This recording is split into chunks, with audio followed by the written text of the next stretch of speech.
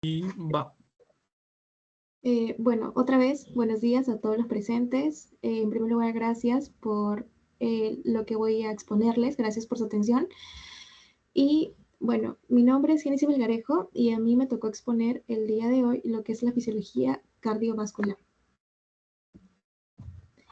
Hablando del índice, vamos a comenzar por conocer los conceptos básicos del corazón. Vamos a abarcar temas como lo que son su anatomía, las capas y las diversas funciones de las diversas estructuras o cámaras cardíacas. Asimismo, vamos a hablar sobre el potencial de acción del músculo cardíaco, el ciclo cardíaco, el sistema circulatorio mayor y menor, flujo sanguíneo, resolución de preguntas, referencias y, por último, mis datos. Bueno, comenzando a hablar del corazón, este va a ser un órgano que va a estar ubicado dentro de lo que es el área mediastínica o en el mediastino. ¿Pero qué es el mediastino? Va a ser un área anatómica, una región que se va a localizar en la parte central del tórax. ¿Y por qué estructuras va a estar delimitado justamente este mediastino? Va a estar delimitado por lo que son el esternón, las costillas y la columna vertebral. Y va a contener órganos muy importantes como el corazón y los pulmones. Este corazón va a tener el tamaño de un puño y va a estar envuelto por lo que es un saco pericárdico o también denominado pericardio. Este pericardio va a ser el que va a ser el límite del mediastino tanto posterior como el anterior, ya que cabe recalcar que el corazón va a estar dentro de lo que es el mediastino medio. Por ejemplo, el mediastino anterior va a tener como límite posterior a lo que es el saco pericárdico y va a contener a órganos como por ejemplo el timo. En caso del mediastino posterior, este va a tener como límite anterior a lo que es el saco pericárdico y va a contener a un órgano muy importante que son los pulmones. Asimismo, este corazón se va a localizar dentro de la línea media del tórax, pero va a estar orientado ligeramente hacia la izquierda. Bien, ahora hablando sobre la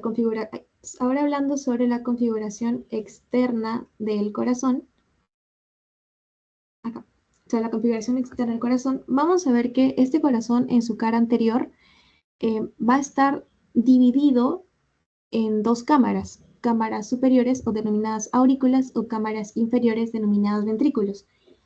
Estas cámaras van a estar divididas en sí por lo que es un surco, conocido como surco coronario.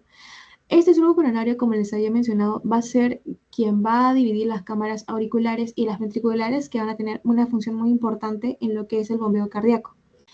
En el caso de las aurículas, estas van a ser cámaras que se van a encargar de recepcionar la sangre de los grandes vasos, es decir, de las venas, que van a traer la sangre de todo el organismo y lo va a drenar justamente en estas cámaras, que a su vez estas van a llenar a los ventrículos y se va a dar posterior a ello la contracción. Las aurículas a su vez van a tener dos porciones según muchas bibliografías, que van a ser uno, el atrio, y el otro que va a ser la orejuela. Esta orejuela va a ser en sí una prolongación de este atrio. Y también vamos a encontrar a los ventrículos. El sector ventricular, que va a estar inferior a lo que es el surco coronario, justamente va a tener también su división, que va a ser a través de un surco interventricular, tanto en la cara anterior como en la cara posterior. Y en ese surco también vamos a encontrar vasos que se van a encargar de la vascularización del corazón, del cual ya vamos a hablar más adelante. Tanto la aurícula como el ventrículo van a estar divididos entre sí por lo que son septums. Para ello cabe recalcar que el corazón, también según muchas bibliografías, va a estar compuesto en sí por dos corazones, un corazón derecho y un corazón izquierdo. El corazón derecho va a tener tanto su aurícula como ventrícula derecha, y el derecho y el corazón izquierdo va a tener tanto su aurícula izquierda como su ventrículo izquierdo. Ambas aurículas, la derecha y la izquierda, van a estar divididas también por lo que es un septum interauricular.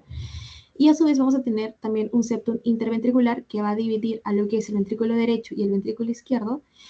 Y este septum interventricular a su vez va a ser mucho más grueso que el septum interauricular. Asimismo, el septum interventricular va a tener dos porciones, una porción muscular y una porción membranosa.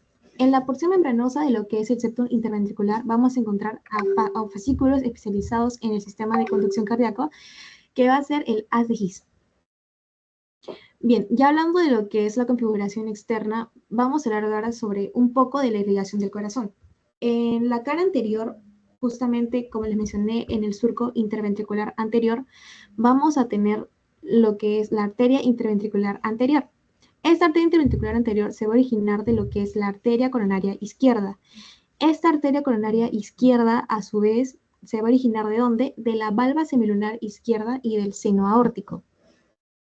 Pero la arteria interventricular anterior no va a ser la única rama que va a originar la arteria coronaria izquierda, sino va a originar otra rama arterial que va a ser la arteria circunfleja, quien va a estar acompañada por la vena cardíaca magna. Esta vena cardíaca magna, a su vez, va a drenar en lo que es el seno venoso coronario, quien a su vez va a drenar en lo que es la aurícula derecha. Eso es en cuanto a la cara anterior. En cuanto a la cara posterior, vamos a ver que en el surco interventricular posterior va a haber una arteria denominada arteria interventricular posterior. ¿Y esa arteria de dónde se va a originar? Se va a originar de la arteria coronaria derecha. Esa arteria coronaria derecha, así como la izquierda, se va a originar también de la valva semilunar, pero del lado derecho, al igual que en el seno aórtico. Y no solamente va a dar a esa rama interventricular posterior, sino también va a originar a otras ramas, como lo que son la rama marginal derecha y la rama auricular. Justamente esta rama auricular va a también derivar a otra rama, que va a ser una rama para irrigar al nodo sinusal. Este nodo sinusal se va a ubicar entre la aurícula izquierda y el tronco pulmonar. Y este nodo sinusal también va a ser muy importante, ya que va a participar mucho en lo que es el sistema de conducción, del cual ya vamos a hablar más adelante. Ya habiendo hablado sobre lo que es la irrigación y también estructuras externas de lo que es el corazón, ahora vamos a hablar sobre las capas. ¿Qué capas van a envolver al corazón? Vamos a tener una capa muy externa, que va a ser el pericardio. Este pericardio se va a dividir en dos, un pericardio fibroso y un pericardio seroso. El pericardio fibroso, se va a encargar principalmente de evitar el sobrellenado. Y como les dije, va a envolver a lo que es el pericardio seroso. Este pericardio seroso va a tener una función, que es el de producir un líquido que se va a ubicar en esta cavidad pericárdica. Pero, ¿en qué porciones se va a dividir el pericardio seroso? En un pericardio seroso parietal y en un epicardio seroso visceral, o también conocido como epicardio, que justamente es esta porción que vamos a ver en las muestras histológicas del corazón. Entre el pericardio seroso parietal y el pericardio seroso visceral o epicardio, vamos a encontrar una cavidad, como les dije, que vendría a ser la cavidad pericárdica. En esta cavidad pericárdica vamos a encontrar a un líquido denominado líquido pericárdico, que va a tener una función importante de reducir la fricción cada vez que se bombea la sangre.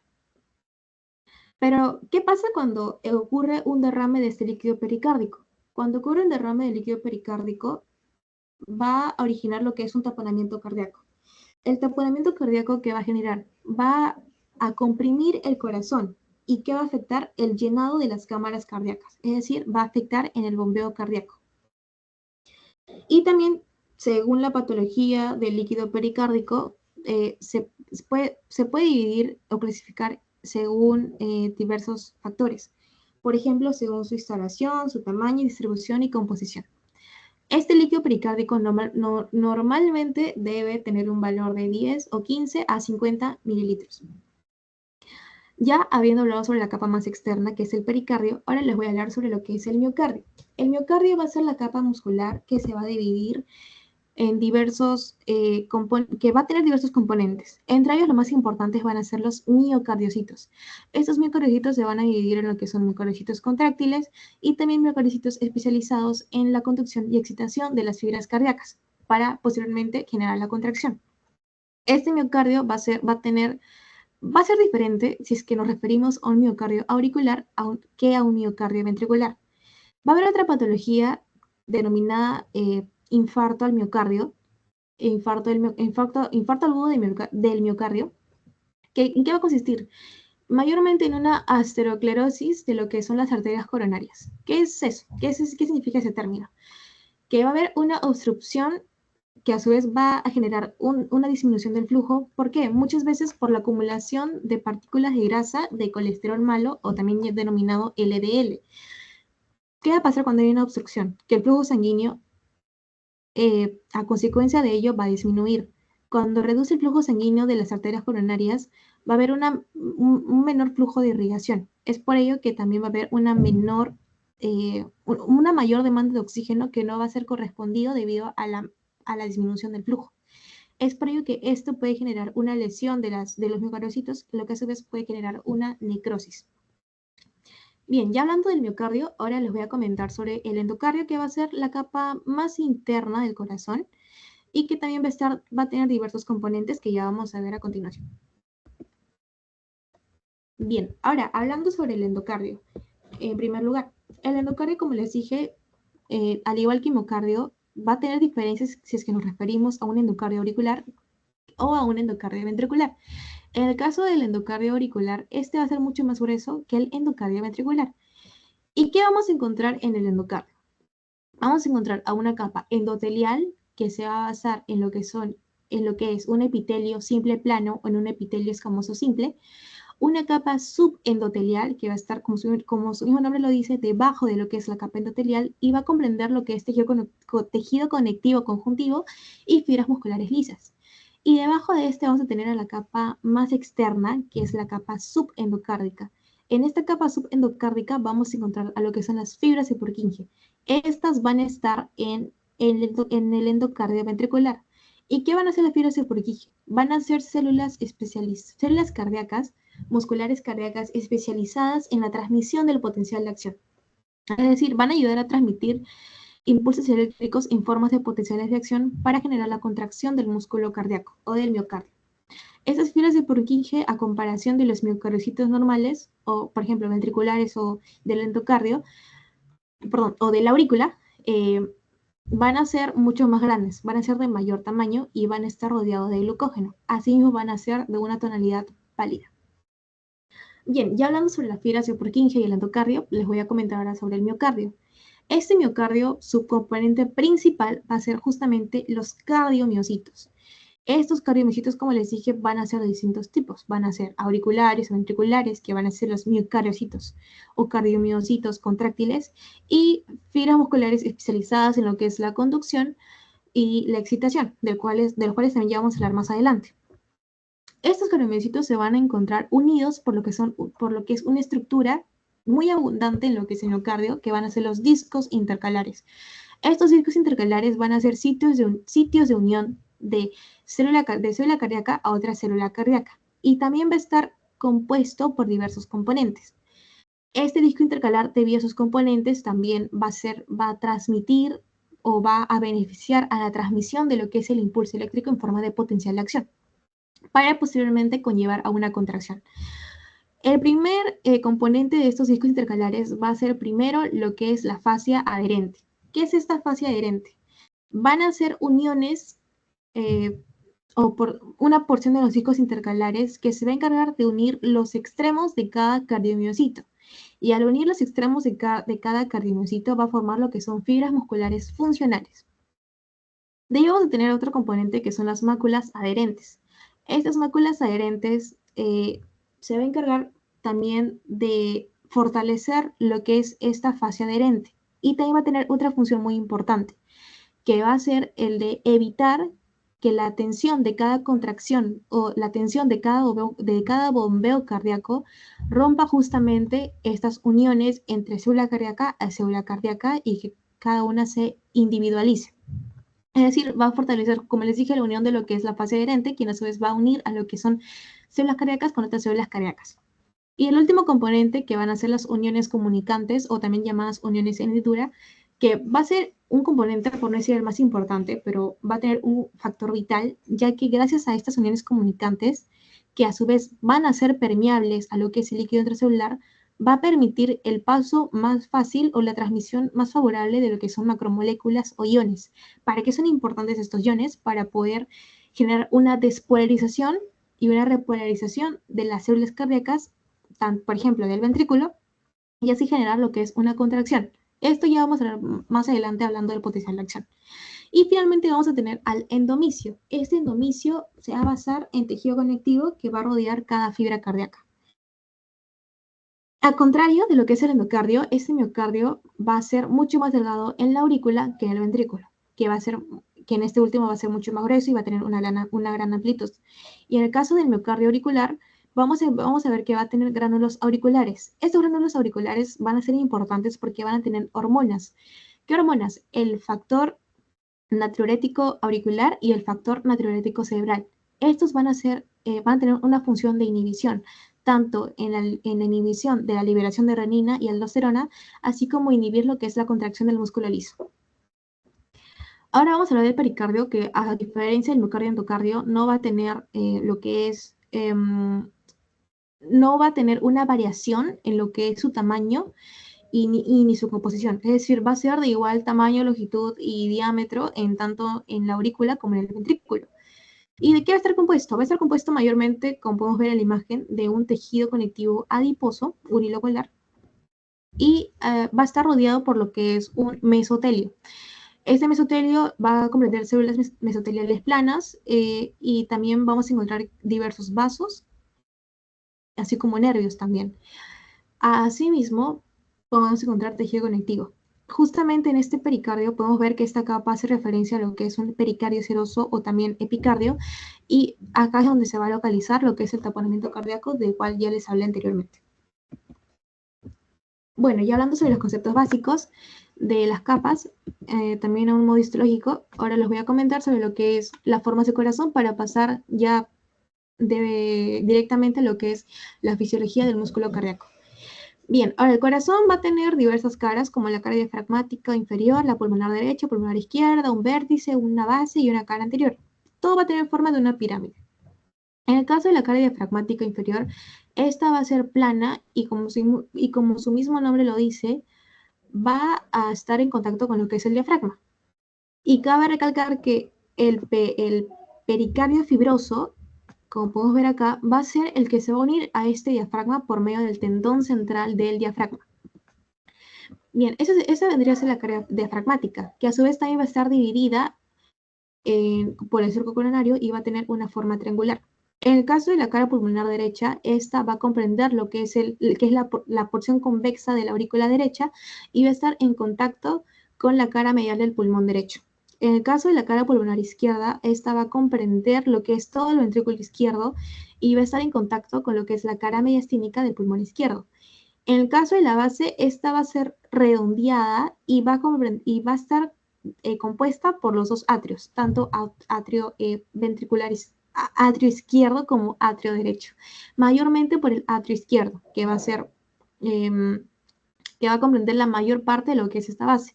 Esta base va a estar en el lado posterior y va a estar delimitado tanto en su límite superior como inferior por la llegada de los grandes vasos, que van a ser la vena cava superior y vena cava inferior en el caso de la aurícula derecha, y en el caso de la aurícula izquierda va a estar rodeada por lo que es la llegada de las 4 venas pulmonares, de los cuales también ya vamos a hablar más adelante. Y ahora hablando sobre el vértice o apex, esta va a estar en un sentido opuesto de lo que es la base y también va a ser conocida como la punta del corazón. Este vértice o apex va a estar dentro de lo que es en sí el ventrículo izquierdo, es decir, va a comprender todo el ventrículo izquierdo. Y también va a estar a nivel de lo que es la cuarta o quinta, va a estar a nivel del cuarto o quinto espacio intercostal. Y también a nivel de lo que es, a lo que es la línea mamilar izquierda, o también denominada línea medio clavicular. Así que va a tener una superficie costal y una superficie esternal. Ahora, hablando sobre la función de las diversas estructuras, como lo que son las válvulas, músculos papilares, aurículas y ventrículos, las válvulas justamente van a ser esas membranas que van a separar lo que son las aurículas con los ventrículos, es decir, van a separar la cámara superior con la cámara inferior. Y vamos a encontrar dos tipos, las válvulas auriculoventriculares, que van a dividir aurícula con ventrículo, que van a estar entre ambas, y vamos a tener dos tipos, en la derecha la tricúspide y en la izquierda la mitral. Y también vamos a tener a las válvulas semilunares, que van a estar entre lo que es el ventrículo y su arteria correspondiente. Por ejemplo, la válvula aórtica, semilunar o sigmoidea aórtica, va a estar entre lo que es el ventrículo derecho, entre el ventrículo izquierdo con lo que es la aorta ascendente. Y también vamos a tener a la válvula semilunar pulmonar, que va a estar entre lo que es el ventrículo izquierdo con el tronco pulmonar. No, perdón, en el ventrículo derecho con el tronco pulmonar. Bien, ahora, estas válvulas de qué se van a encargar. Van a encargarse en sí de impedir lo que es un reflujo retrógrado de lo que es del ventrículo a la aurícula durante la diástole, es decir, en el periodo de llenado, y también van a impedir que haya un reflujo retrógrado de lo que es el flujo de las arterias hacia los ventrículos durante la sístole. Ahora, vamos a hablar sobre los músculos papilares. Estos se van a unir a estas valvas que van a conformar las válvulas, y se van a unir a las valvas de las válvulas a través de estos filamentos denominados cuerdas tendinosas. ¿Para qué son importantes los músculos papilares? Ya que van a impedir de que esta valva o válvula protuya demasiado lo que es la aurícula.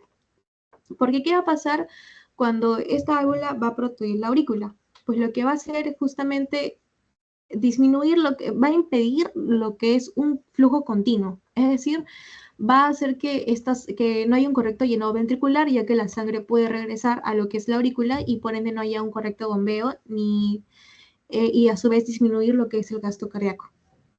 En caso de las aurículas, como les había mencionado, van a ser las cámaras superiores que van a actuar como bombas de cebado para los ventrículos. Es decir, van a recepcionar lo que es la sangre procedente de las venas, es decir, de todo el organismo, de todo lo usado por todas las células, tejidos del organismo, y las van a mandar a lo que son los ventrículos. Y esos ventrículos, ¿cuál va a ser su función? Básicamente de actuar como bombas de contracción para poder eyectar esa sangre a las arterias y así nuevamente irrigar a todos los tejidos y células del organismo. Bien, ahora vamos a hablar sobre las propiedades del corazón para poder adentrarnos ya un poco más sobre la fisiopatología. Bien, vamos a ver que, bueno, acá va a estar desordenado lo que son las propiedades, pero voy a decirlas en orden. En primer lugar, tenemos al cronotropismo, que va a estar, o también denominado automatismo, ¿y a qué va a hacer referencia esta propiedad? El cronotropismo va a hacer referencia a que el corazón va a tener esa capacidad de generar su propio potencial de acción, a comparación, por ejemplo, del músculo esquelético. ¿Y quién va a generar justamente esta potencial de acción? Va a ser el nodo sinusal o sinoauricular, denominado también marcapasos natural del corazón. Seguido del cronotropismo, o también denominado automatismo, vamos a tener a lo que es el batmotropismo. Este batmotropismo, o también denominado propiedad de excitabilidad, va a ser la capacidad, o hace referencia a la capacidad que va a tener el corazón de poder excitarse a un estímulo procedente del cronotropismo. Es decir, va a ser la capacidad que va a tener el corazón de poder responder a este estímulo. Se va a excitar o responder justamente a este estímulo eléctrico originado por lo que es el nodo sinusal en la propiedad de cronotropismo. Asimismo vamos a tener al dromotropismo, o también llamado conductibilidad, y como su mismo nombre lo dice, y por todas ya las propiedades, por ejemplo, del músculo cardíaco que ya les vine explicando anteriormente, va a hacer referencia a que las células cardíacas van a ser capaces de conducir este potencial de acción de una a otra célula por todo el miocardio y por toda la superficie del corazón, para así generar una contracción. Y la contracción también es conocida como inotropismo. Este inotropismo, como bueno, ya les dije, va a ser la capacidad justamente del corazón a poder contraerse a través de un potencial de acción generado, a través de una excitación del corazón y a través de una conducción del corazón. Posterior a lo que es la contracción o inotropismo, vamos a ver la última propiedad, que va a ser el lucitropismo, o también denominado relajación. Y bueno, como todo tejido, pues después de una contracción viene un periodo de relajación para poder iniciar con el ciclo otra vez. Ahora, estas propiedades van a estar controladas o reguladas por lo que es el sistema nervioso simpático y parasimpático. En resumen, el sistema nervioso autónomo. ¿Pero cómo influye? Ya que, por ejemplo, el sistema nervioso simpático, por medio de sus neurotransmisores, como por ejemplo la adrenalina y la noradrenalina y adrenalina, van a tener un efecto positivo entre cada una de estas propiedades. ¿Cómo decir efecto positivo? Es decir, van a estimular y no van a inhibir, es decir, van a aumentar las propiedades de cada una de estas propiedades del corazón. Por ejemplo, cuando hablamos de un crono positivo o un cronotropo positivo, quiere decir que el sistema nervioso simpático, ¿qué va a hacer? A través de este crono positivo va a hacer que se genere una mayor producción de potenciales de acción. Eso a su vez va a aumentar también a todas las demás propiedades, que es el dromotropismo, vasotropismo, inotropismo y isotropismo, y que va a generar en sí un aumento de la frecuencia cardíaca, ya que va a haber una mayor despolarización. Pero ¿cómo ocurre esta mayor despolarización? Ya que según algunos estudios habla de que, por ejemplo, la noradrenalina, que es un neurotransmisor procedente del sistema nervioso simpático, lo que va a hacer es estimular a los receptores beta adrenérgicos. ¿Y qué va a pasar cuando los estimula? Que va a aumentar la permeabilidad de lo que es el sodio y el calcio. Muy al contrario, lo que es el sistema nervioso parasimpático, a través del nervio vago o del sistema vagal, va a liberar un neurotransmisor que va a ser la acetilcolina. Esta acetilcolina, a diferencia de la adrenalina y noradrenalina del sistema nervioso simpático, lo que va a hacer es generar un efecto negativo a cada una de estas propiedades. Por ejemplo, vamos a tener un paciente que va a ser cronotropo negativo, lucitropo negativo, dromotropo negativo y así sucesivamente. Y todo esto que va a generar que haya justamente una disminución de lo que es la frecuencia cardíaca porque va a haber una menor despolarización. Pero ¿cómo puede pasar esto? Debido a que la acetilcolina, por ejemplo, lo que va a hacer es aumentar lo que es la permeabilidad de los iones de potasio. Esto va a hacer que haya una mayor salida de los iones de potasio y a su vez aumente la negatividad de la membrana. Pero ¿qué va a pasar que cuando hay una mayor negatividad en la membrana, por ejemplo, de una célula cardíaca del ventrículo izquierdo, va a haber una menor excitabilidad, ya que como les voy a hablar más adelante, necesitamos una despolarización o que el potencial de membrana se vuelva positivo para poder generar una excitabilidad. Bien, ahora sí hablando sobre el potencial de acción del músculo cardíaco, vamos a ver que este va a comprender tres tipos de músculos, como ya les había mencionado anteriormente. Uno que es el músculo auricular, otro que va a ser el músculo ventricular y otro que van a ser las fibras especializadas de excitación y conducción. Estas fibras, a diferencia de lo que es el músculo auricular y músculo ventricular,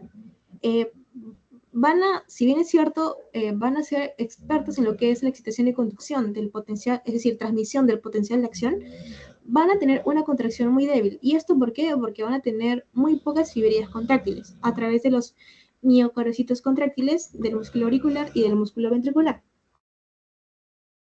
Asimismo, estas fibras especializadas de excitación y conducción lo que van a hacer es formar lo que es una red o un sistema de conducción, es decir, de descargas eléctricas en forma de potenciales de acción. Ahora, el músculo cardíaco va a tener diversas fases de lo que es un potencial de acción. En primer lugar, vamos a ver, va a comprender alrededor de 5 fases, ya que también la fase 0 se va a contar.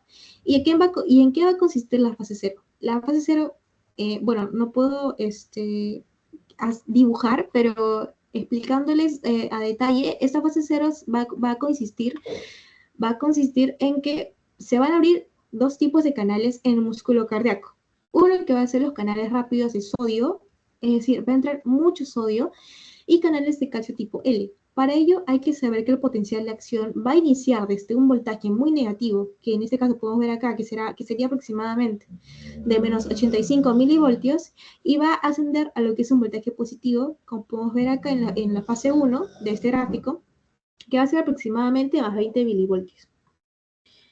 Y bueno, ¿qué va a pasar acá? Que a la entrada rápida de iones sodio, el voltaje de membrana va a cambiar, el potencial de membrana va a cambiar de menos 85 milivoltios a más 20 milivoltios. Es decir, la va a volver positivo. Eso es lo que correspondería a la fase de despolarización. Siguiendo con la fase 1, que sería la fase de repolarización inicial, en la fase 1 los canales de sodio, los rápidos, se van a cerrar, pero los de calcio lentos tipo L van a seguir abiertos. ¿Qué va a pasar también en esta fase 1? Que como su nombre lo dice, la repolarización va a estar principalmente generada por lo que es el ion potasio. ¿Por qué? Porque también se van a abrir los canales de potasio tipo rápidos, canales rápidos de potasio, y va a salir. Y como podemos ver, el voltaje va a ir disminuyendo. Pero vamos a ver que va a haber otra fase denominada fase 2 o la fase de meseta. Y esa fase de meseta va a ser muy característico de este músculo cardíaco. ¿Y a qué va a hacer referencia o por qué se va a generar? Debido a que en esta fase justamente los canales de calcio van a estar abiertos y se van a cerrar los canales de potasio. Este cambio de permeabilidad de los iones potasio y calcio van a generar lo que es justamente una meseta, ya que se van a abrir los canales de calcio y va a haber una disminución de la salida de los iones potasio. Asimismo, vamos a encontrar acá lo que es la fase 3, esta fase también denominada repolarización rápida, y que va a consistir en que estos canales de calcio que estuvieron abiertos durante la fase 1 y la fase 0 se van a cerrar. Cuando se cierran, va a haber una mayor probabilidad de lo que son los iones potasio. Es decir, el potasio va a salir, pero a través de ¿qué? De los canales lentos de potasio. Aquí ya la meseta va a estar, ya no va a existir una meseta, y vamos a ver que el potencial de membrana va a ir descendiendo hasta donde está originalmente, dando así la fase 4 o la fase de potencial en reposo, donde vamos a ver la acción también de lo que es la bomba sodio-potasio TPasa. Y como podemos ver en la fase 4, ya el potencial de acción volvió otra vez a su nivel original, que es el de menos 85 milivoltios, y así se puede repetir el ciclo una vez más. Ahora, diferencias entre el músculo cardíaco y el músculo esquelético.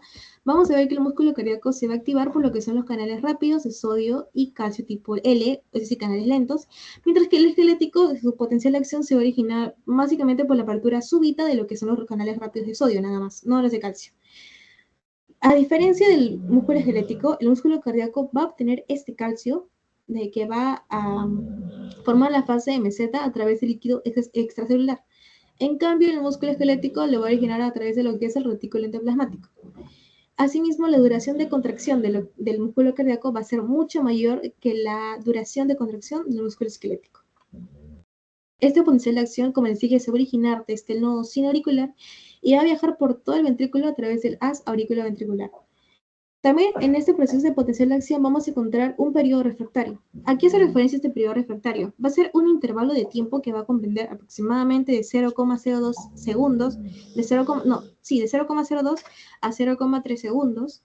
¿Y en qué va a consistir? Ya que va a ser ese intervalo de tiempo en el que un potencial de acción no puede volver a estimular o reexcitar a una zona que ya fue excitada. Es decir, si una célula ya fue excitada y generó su contracción, no puede volver a ser estimulada por un periodo de 0,25 a 0,3 segundos. Y también vamos a tener otro proceso que se llama el giro ventricular izquierdo. Es decir, el ventrículo izquierdo va a tener un giro que va a favorecer a lo que es el llenado y a la vez la eyección. ¿En qué consiste eso? Ya que las fibrillas las fibrillas subendocárdicas y las fibrillas subepicárdicas van a arrastrar la base y la van a desplazar en forma descendente hacia la punta. Y como les dije, ¿esto en qué puede beneficiar? Ya que lo que va a hacer va a mejorar lo que es una eyección de lo que es la sangre durante la sístole y una relajación del músculo izquierdo durante la diástole. Y bueno, obviamente cuando ya se arrastró la base hacia dirección del vértice o apex o punta del corazón, esta va a regresar lentamente a su posición original. Cabe recalcar que también la velocidad del potencial de acción por las fibras de Purkinje va a ser mucho mayor, ¿no? Acá dice menor, pero es mucho mayor. Es decir, ya que mientras en las fibras auriculares y ventriculares, es decir, en los músculos auriculares y ventriculares, va a ser una velocidad aproximadamente de 0,3 metros por segundo, en la fibra Purkinje va a ser de 4 metros por segundo, es decir, va a ser mucho más rápido. Ahora sí, hablando sobre el ciclo cardíaco.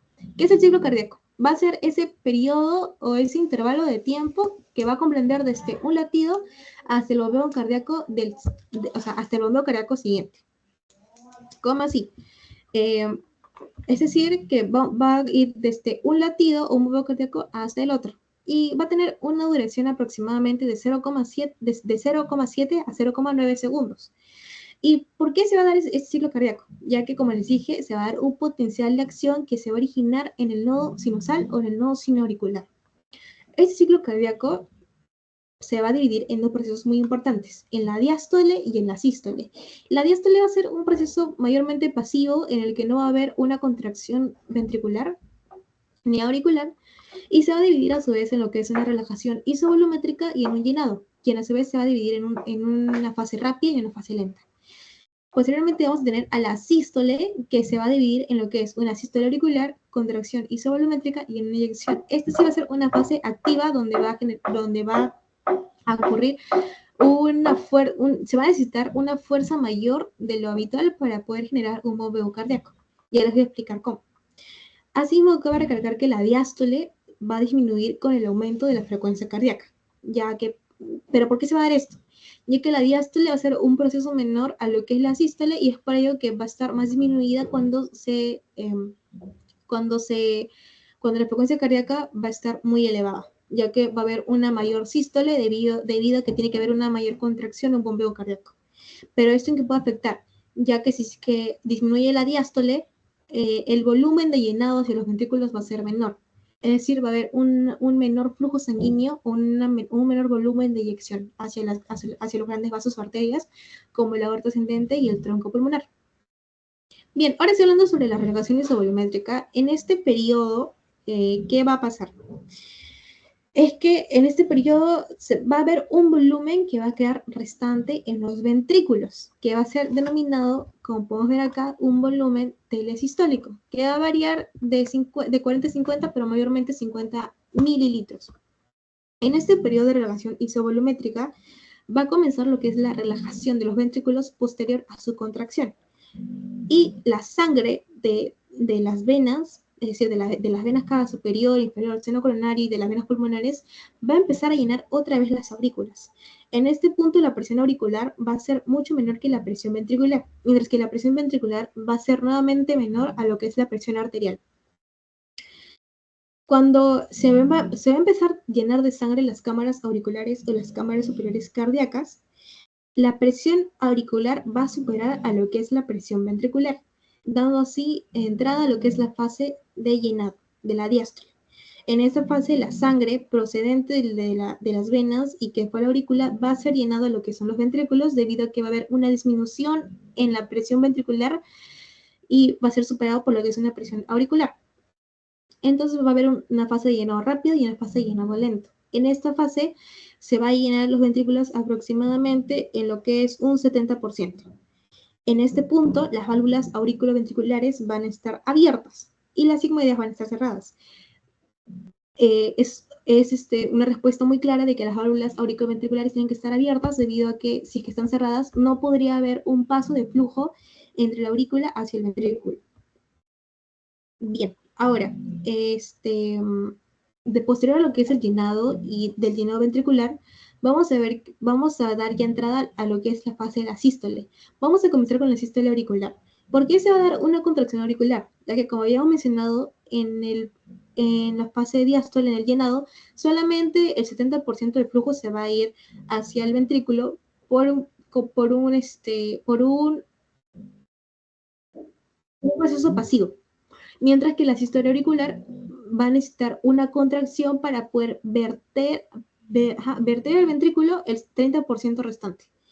En ese punto también las válvulas auriculoventriculares van a estar abiertas y las sigmoideas van a estar cerradas, y en ese punto también la presión ventricular va a ser aún mucho menor que la presión auricular. Cuando ya se termina de llenar el 30% restante de lo que es el ventrículo, del flujo sanguíneo procedente de la aurícula, vamos a entrar ya a la etapa de que es contracción isovolumétrica. En esta etapa ya la presión ventricular va a ser mayor que la presión auricular. ¿Y para qué es importante este periodo? O sea, ¿qué se va a dar en este periodo? Se va a dar una contracción de los ventrículos. ¿Por qué? Porque en esta fase aún la presión ventricular va a ser mucho menor que la presión de las arterias, es decir, de la arteria aorta y de la arteria y del tronco pulmonar. Y asimismo, como la presión de los ventrículos va a ser menor que el de las arterias, las válvulas sigmoideas o semilunares van a estar cerradas, al igual que las válvulas auriculoventriculares o válvulas AB también van a estar cerradas. ¿Y qué va a pasar? Que los ventrículos, justamente para poder superar a esta presión arterial, va a empezar a contraerse. Es decir, ocurre una contracción isovolumétrica. ¿Y qué va a pasar? De que en un periodo posterior de 0,02 a 0,03 segundos, al final esta presión ya va a superar a lo que son las arterias, dándose origen a lo que es la fase de eyección. Cabe recalcar que también en esta contracción isovolumétrica, el volumen que va a estar dentro de los ventrículos va a estar denominado como volumen telediastólico, o también denominado, o que va a tener un valor de 120 mililitros. Bueno, cuando ya la presión ventricular supera lo que es la presión arterial, se va a dar la fase de eyección. Es decir, las válvulas sigmoideas van a estar abiertas, mientras que las válvulas auriculoventriculares van a estar cerradas. Y cuando están abiertas estas válvulas sigmoideas va a dar lo que es el paso de sangre del ventrículo, es decir, lo va a eyectar hacia estas grandes arterias. En este punto también cabe recalcar que este volumen que va a ser eyectado del ventrículo a lo que es el ventrículo a lo que es las arterias va a ser denominado un volumen sistólico, que va a tener un valor de 70 mililitros. También algo que me había olvidado mencionarles es que, por ejemplo, en la sístole auricular, no, perdón, en la contracción isovolumétrica, ¿qué va a pasar acá? Que se va a dar el primer ruido cardíaco. ¿Pero por qué se va a dar el primer ruido cardíaco? Porque las válvulas auriculoventriculares se van a cerrar cuando ya la presión ventricular va a superar a lo que es la presión auricular. Y cada vez que una válvula se cierra va a dar origen a lo que es el primer ruido. En el caso del segundo ruido cardíaco, que va a tener una duración, si no me equivoco, de 0,11 segundos, se va a originar en lo que es la sístole, en el final de la sístole. Y es decir, ¿dónde? En lo que es el periodo de eyección, donde se van a cerrar también las válvulas sigmoideas. El tercer ruido va a ser mayormente, va a estar presente mayormente en lo que son los niños y en los adolescentes, y se va a dar en la fase de lo que es el llenado rápido. Mientras que el cuarto ruido cardíaco sí va a ser netamente patológico y va a estar presente en lo que es la sístole o contracción auricular. Asimismo, cabe recalcar de que el ciclo cardíaco va a ser inversamente a lo que es la frecuencia cardíaca del corazón. Es decir, un aumento en la frecuencia cardíaca va a disminuir lo que es la duración del ciclo cardíaco. Como ya les dije, la diástole en este caso va a verse disminuida debido a que el periodo va a ser mucho menor en caso o a comparación de la sístole. Bien, ahora acá tengo este gráfico para poder explicarles mejor. Como podemos ver, en el punto D, la válvula aórtica se va a cerrar. Es decir, en esta fase se va a dar la fase de relajación isovolumétrica. Podemos ver de que la presión intraventricular va a ir descendiendo debido a que la sangre ya fue inyectada a los vasos arteriales o a las arterias. En este caso, el ventrículo izquierdo es la aorta y la presión intraventricular va a ir descendiendo. ¿Y qué va a pasar acá? Que en esta relajación isovolumétrica se va a dar lo que es el llenado auricular. Y es por ello que cuando ya la presión auricular va a superar a lo que es la presión ventricular, la válvula mitral se va a abrir, como vemos acá en el punto A. Y este volumen que va a quedar también en lo que es el ventrículo va a ser conocido como volumen telesistólico, que va a ser aproximadamente de 50 mililitros. Cuando se empieza a llenar otra vez el ventrículo, va a ocurrir la fase o periodo de llenado, que como podemos ver acá, el volumen ventricular izquierdo va a ir aumentando, sin embargo, aún su presión no se va a elevar del mismo modo. En el punto B vamos a ver que la válvula mitral se va a cerrar. Aquí es donde se va a originar el primer ruido cardíaco. Y este volumen que fue llenado desde la aurícula hacia el ventrículo va a ser denominado volumen telediastólico, que va a tener aproximadamente un valor de 120, como podemos ver acá, o 110 mililitros. Cuando la válvula mitral se cierra, este ventrículo va a ir elevando su presión, como podemos ver acá, y al momento de que supere la presión de las arterias, la válvula aórtica se va a abrir, en el caso del ventrículo izquierdo. Pero, ¿qué va a pasar? Que el ventrículo izquierdo, por ejemplo, tiene que superar aproximadamente los 80 mililitros de mercurio, o sea, una presión mayor a 80 mililitros de mercurio para poder abrir la válvula aórtica, mientras que el ventrículo derecho tiene que superar solamente una presión de 8 mililitros de mercurio para poder abrir la válvula pulmonar. Bueno, cuando la válvula aórtica se abre, vamos a ver que va a originar el periodo de eyección. En este periodo de eyección vamos a ver que la presión aún va a ir aumentando para que esta sangre del ventrículo pueda bombearse a lo que es la arteria aórtica, o bueno, aorta ascendente. Y cuando se termina de llenar o de eyectar el flujo necesario, se va a generar un cierre de la válvula aórtica, generando así el segundo ruido cardíaco.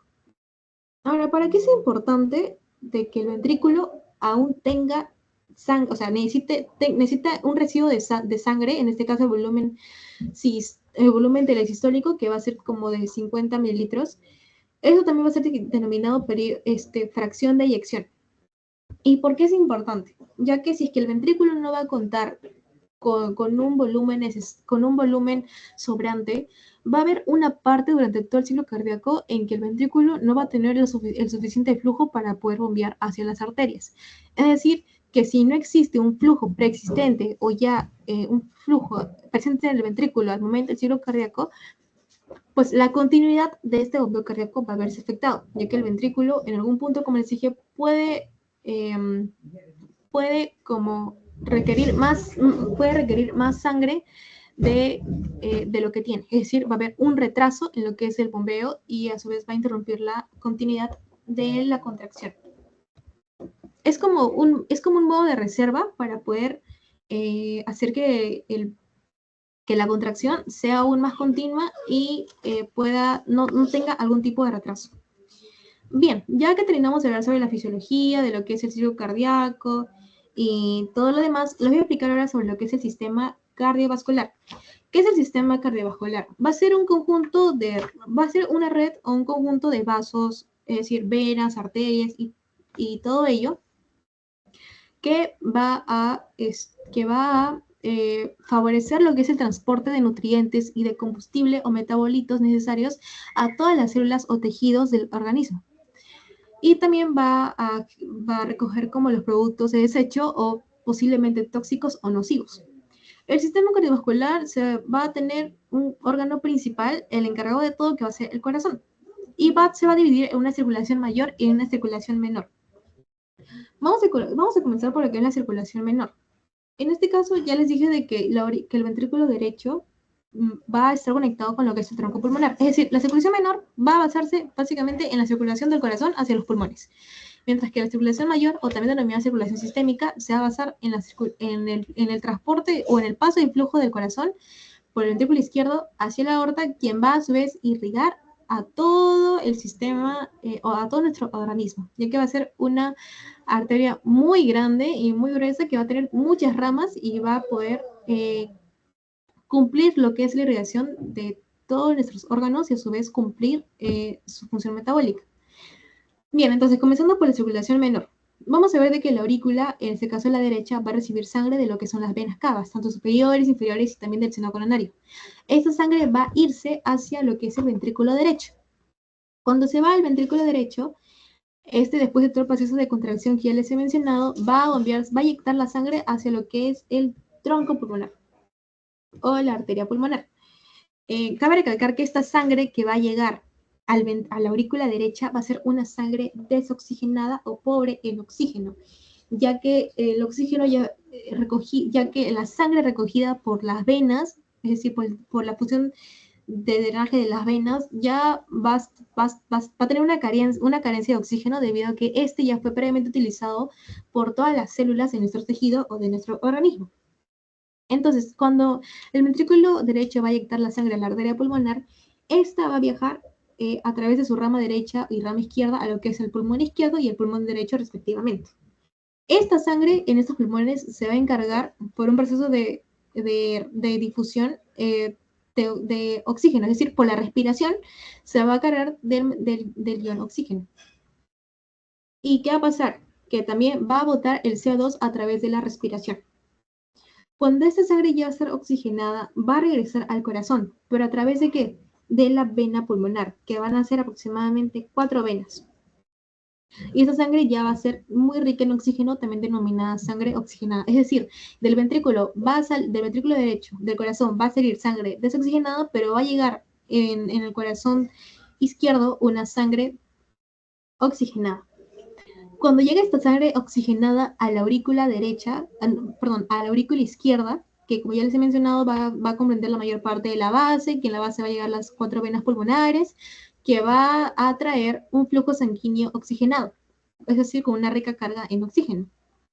Esta sangre va a irse desde la aurícula izquierda hacia lo que es el ventrículo izquierdo y por lo que es su periodo de eyección, es decir, cuando el ventrículo izquierdo pase una presión de los 80 mililitros de mercurio, va a eyectar la sangre hacia lo que es la aorta.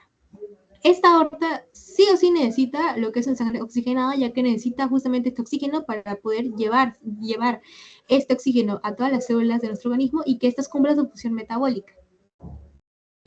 Y bueno, como les dije, esta sangre va a irse desde el ventrículo izquierdo hacia la aorta y va a proceder a irrigar a todo nuestro sistema o organismo.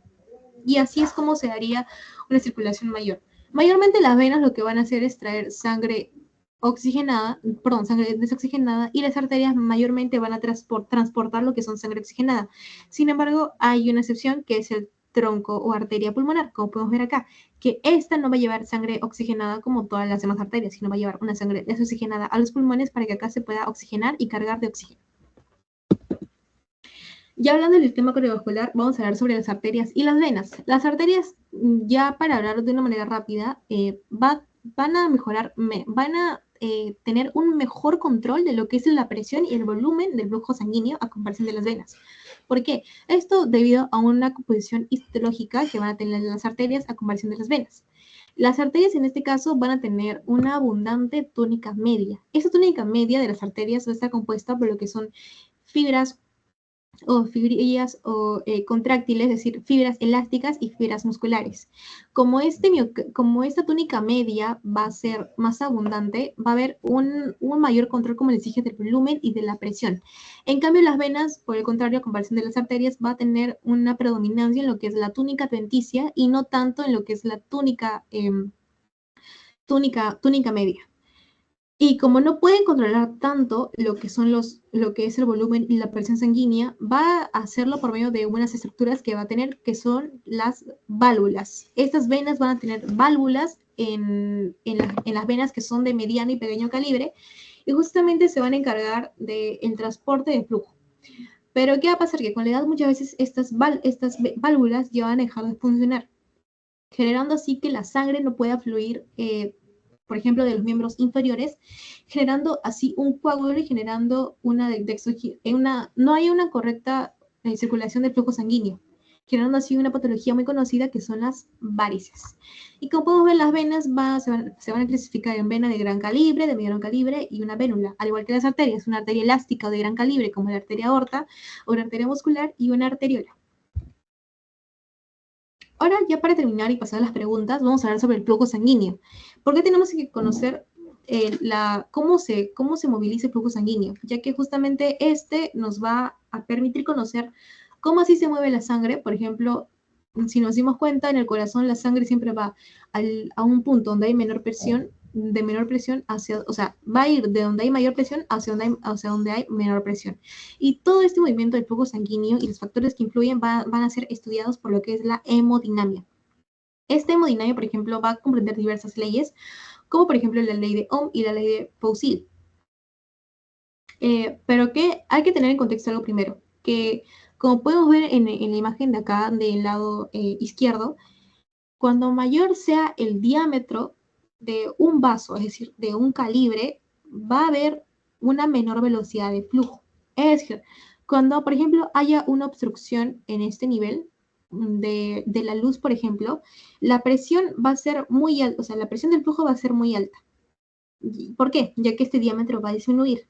Y este flujo va a generar una mayor presión debido a que el diámetro va a estar disminuido, pero a su vez va a generar una mayor velocidad de flujo.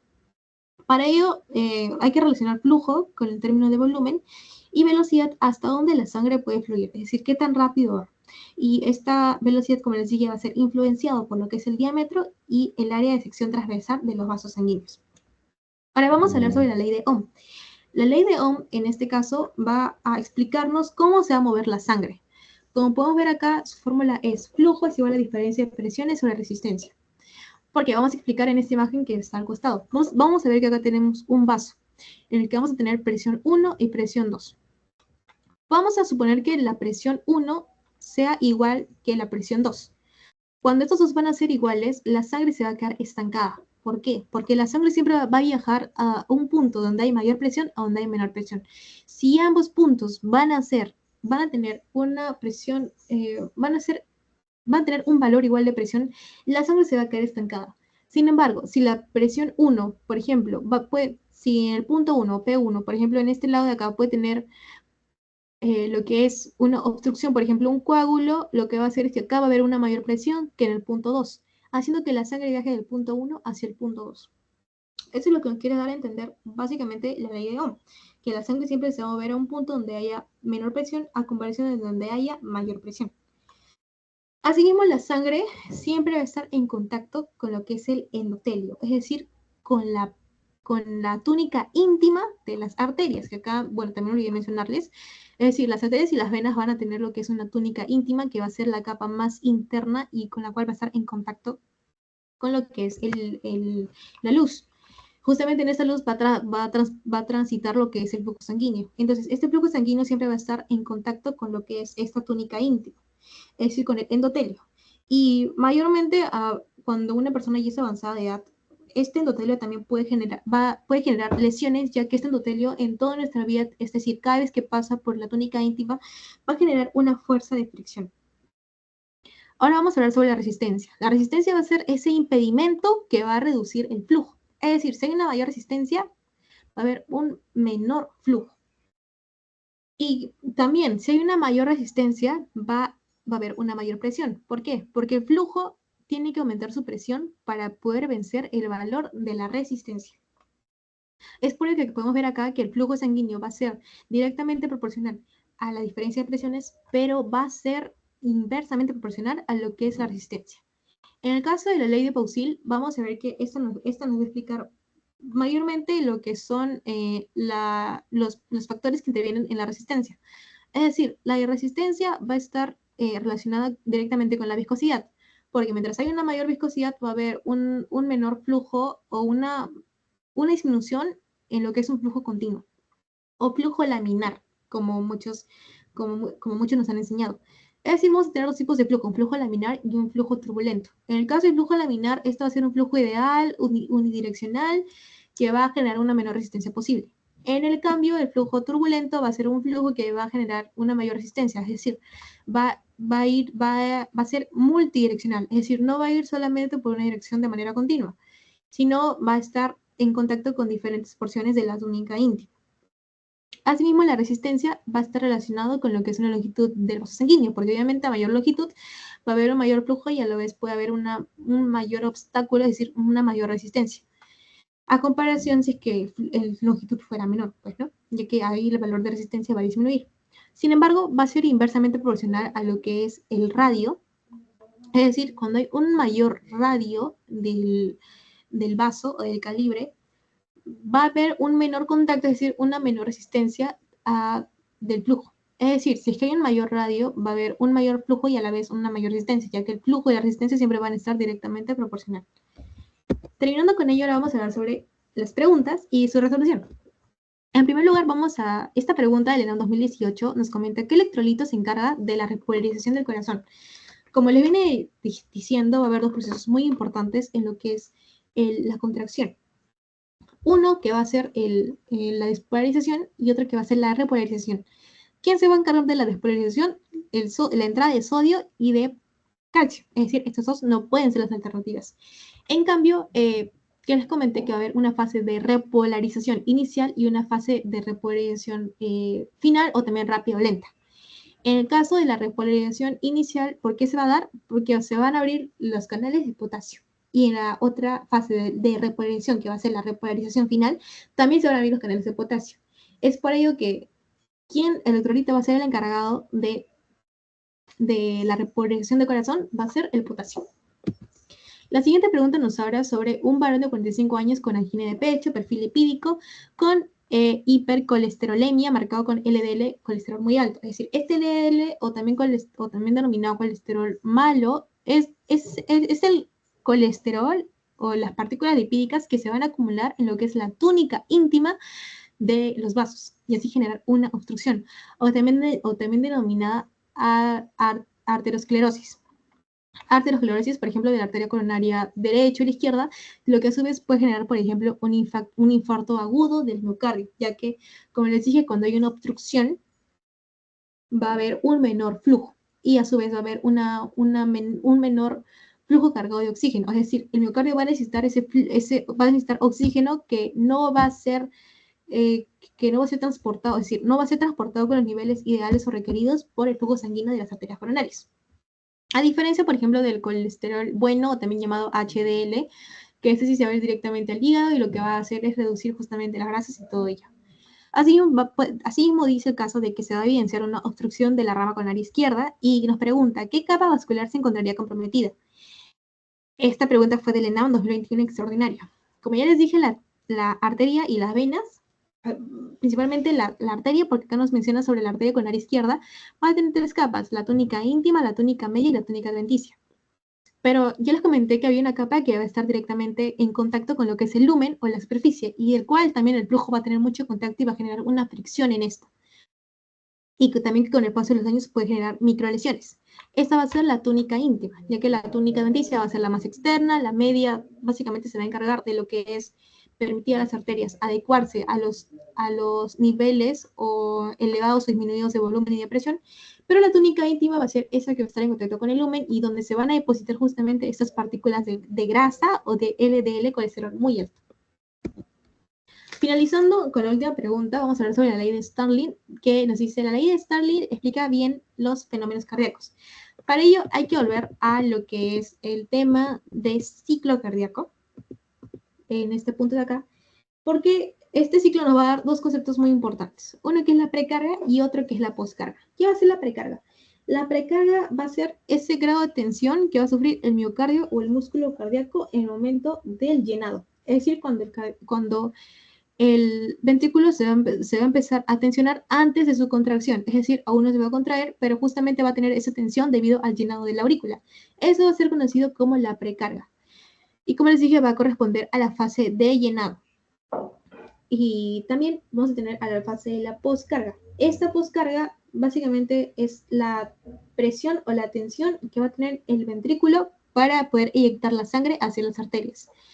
También vamos a tener una ley, un mecanismo denominado mecanismo de Frank Starling, que lo va a explicar otro compañero, y este mecanismo básicamente hace referencia a que el corazón va a ser capaz de adaptarse a los grandes volúmenes de sangre que va a llegar desde los vasos hacia las aurículas.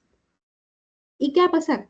Que también hay una ley que justamente explica el mecanismo de Frank Starling, que es que cuando más se distiende el músculo cardíaco, es decir, mientras más distensión haya, porque hay una mayor restricción de flujo sanguíneo, la contracción o la fuerza de contracción va a ser mayor. Y asimismo, cuando hay una mayor fuerza de contracción, va a haber una mayor fuerza de eyección del ventrículo hacia la aorta, por ejemplo, hacia la arteria aorta. Es decir, la fuerza de eyección va a ser mucho mayor. Es por ello que el mecanismo de Frank Starling básicamente nos habla de que el corazón se puede adaptar a lo que es una fase de llenado.